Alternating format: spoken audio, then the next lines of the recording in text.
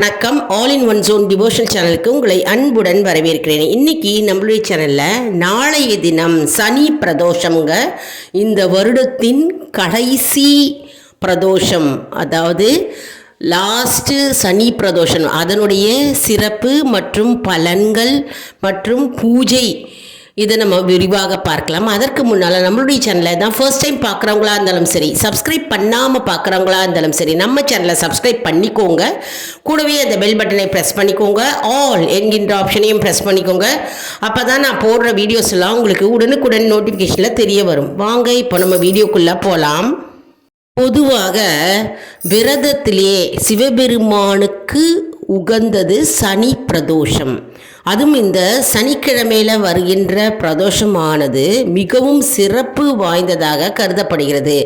அதுவும் இந்த வருடத்தின் கடைசி சனி பிரதோஷம் நாளைய தினம் வருகிறது. அதனால் நாளைக்கு சனிக்கிழமை அன்று நாம் கோவிலுக்கு சென்று சிவபெருமானை கண்டிப்பாக தரிசிக்க வேண்டும்.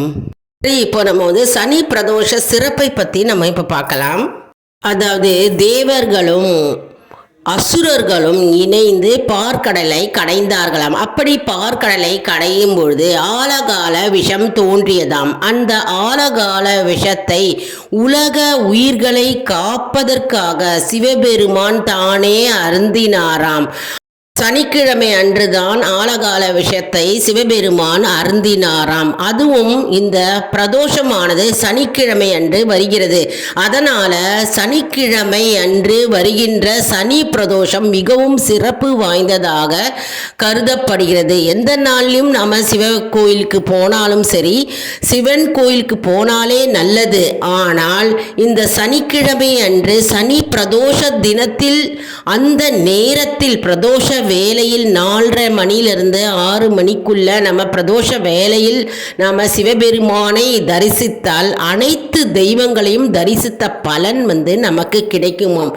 ஏனெனில் அந்த பிரதோஷ நேரத்தில், அதாவது நம்ம இந்த அண்டத்தில், அதாவது பிரபஞ்சத்தில் உள்ள அனைத்து, அதாவது தேவர்களும் சரி, முனிவர்களும் சரி, ரிஷிகளும் சரி, அனைவரும் சேர்ந்து ஒன்று கூடி சிவபெருமானை தரிசிக்க வருவார்களாம் அந்த பிரதோஷ நேரத்தில். அதனால தான் அந்த பிரதோஷ நேரம் மிகவும் சிறப்பு வாய்ந்ததாக கருதப்படுகிறது. அதனால் அந்த பிரதோஷ வேளையில் நாம் அனைத்து தெய்வங்களின் அருளை நாம் பரிபூர்ணமாக பெறலாம். அதனால தான் நம்ம இந்த பிரதோஷத்தை நாம் தவறவிடக்கூடாது. அதுவும் முக்கியமாக நாளைய தினம் சனி பிரதோஷம் வருகிறது. சனிக்கிழமை அன்று நாம் பிரதோஷ வேளையில் சிவபெருமானை தரிசித்தால் நமக்கு பல நன்மைகளை தேடி வந்து நம்மை சேரும். மற்றும் நம்முடைய, அதாவது பாவங்கள் படிப்படியாக குறைய ஆரம்பிக்கும் என்பது ஐதீகம். அதாவது பிரதோஷம் மற்ற நாட்களில் வரும்பொழுது நாம் சிவன் கோயிலுக்கு போய் தரிசித்தால், சிவபெருமானை தரிசித்தால், அதாவது சனிக்கிழமை தவிர மற்ற நாட்களில் பிரதோஷம் வரும்பொழுது நம்ம சிவபெருமானை தரிசித்தால் 1 மாதம் நமக்கு கோயிலுக்கு சென்ற பலனை நம்மை தேடி வந்து அடையுமோம். ஆனால் இந்த சனி பிரதோஷம் அன்று, அதாவது சனிக்கிழமை அன்று வருகின்ற பிரதோஷத்தன்று நாம் சிவபெருமானை தரிசித்தால் 1 ஆண்டு முழுவதும் நாம் கோவிலுக்கு சென்ற பலனை நம்மை தேடி வந்து அடையும் என்பது ஐதீகம்.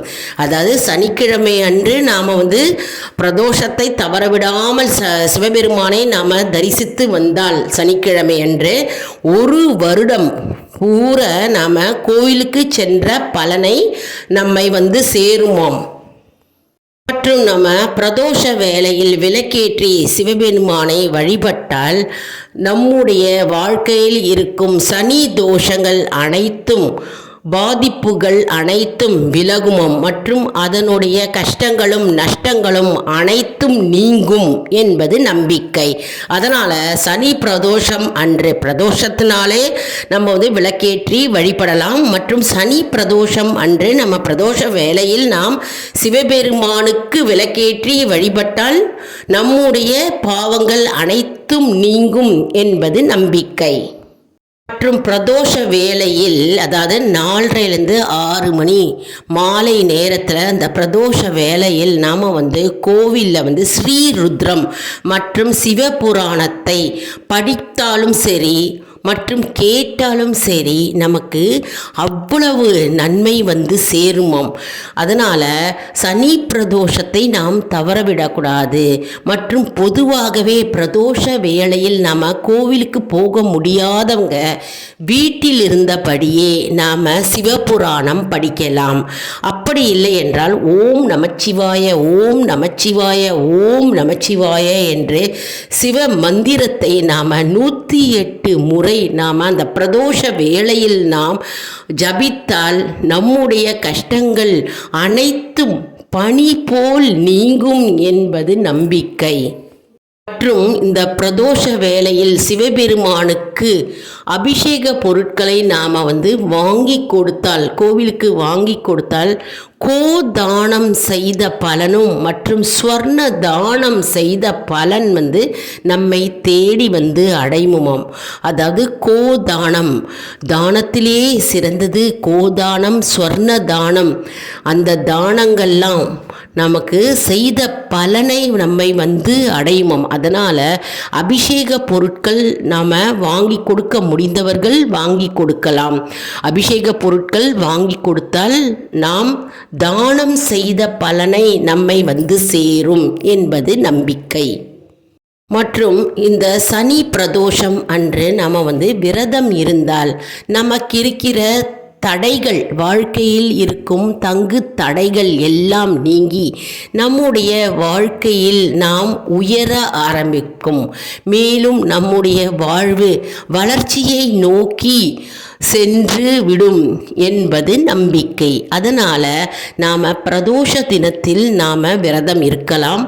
அப்படி இல்லை என்றால் சனி பிரதோஷம் நாம் விரதம் இருக்க வேண்டும்.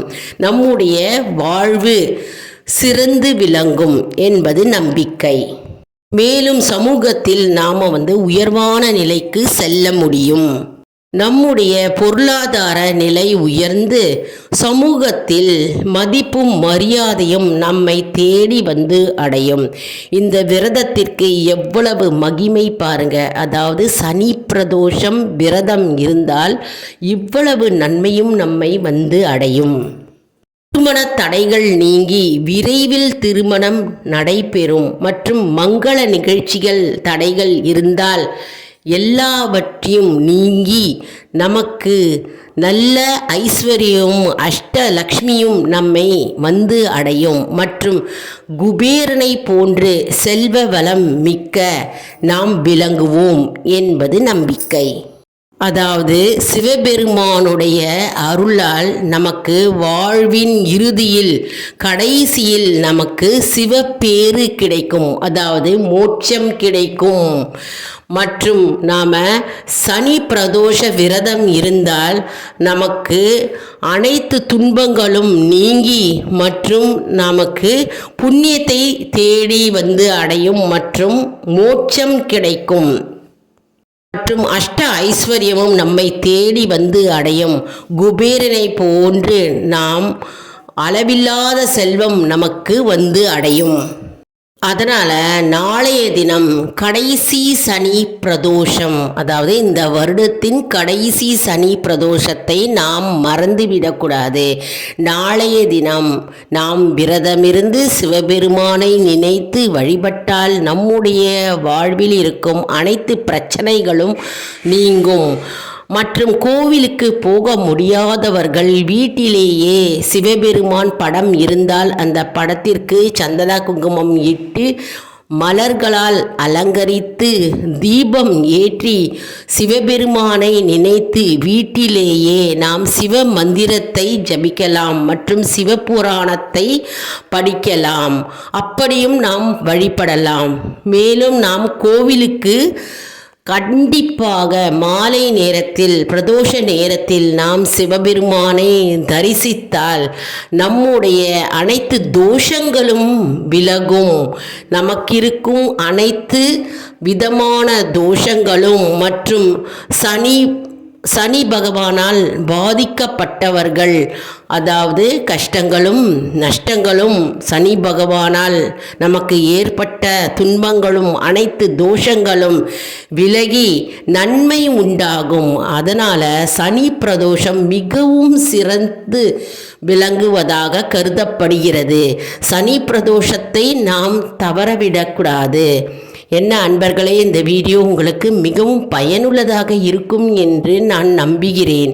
இந்த வீடியோவுக்கு ஒரு லைக் கொடுங்க, இதை மற்றவர்களுக்கும் ஷேர் செய்யுங்கள், அவர்களும் பயனடையட்டும்.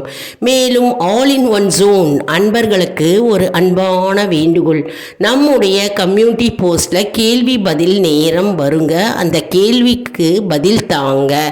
நம்முடைய ஆன்மீக பயணம் எப்படி இருக்கிறது என்பதை நாம் தெரிந்து கொள்ளலாம். இது ஒரு ஊக்கமாகவே நமக்கு அமையும். இது சப்ஸ்கிரைப் செய்தவர்களுக்கு மட்டுமே தெரிய வரும். அதனால் நம்முடைய சேனலை மறக்காமல் சப்ஸ்கிரைப் செய்து கொள்ளுங்கள். அடுத்த வீடியோவில் வேறொரு தலைப்புடன் உங்களை வந்து சந்திக்கிறேன். நன்றி, வணக்கம்.